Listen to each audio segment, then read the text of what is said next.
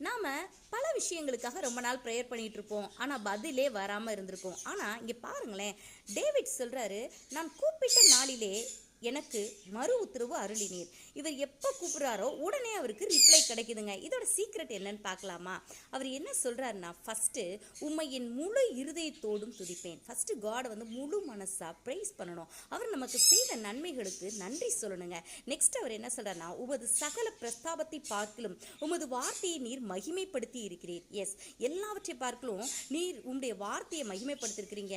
So நீர் எனக்கு சொன்னபடியே நீங்கள் செய்வீங்கன்னு சொல்லிட்டு முழுவதுமாக அவர் விசுவாசிக்கிறாரு. பாருங்களேன், பல வேளைகளில் சில வாக்குத்தத்த வசனங்கள் நம்மளை ஸ்ட்ரென்தன் பண்ணோம். அதன் மூலமாக காட் பேசுவாங்க. அதனால தான் சொல்கிறாரு சங்கீதம் 119, நீர் என்னை நம்ப பண்ணின வசனத்தை உமது அடியேனுக்காக நினைத்தரலும்.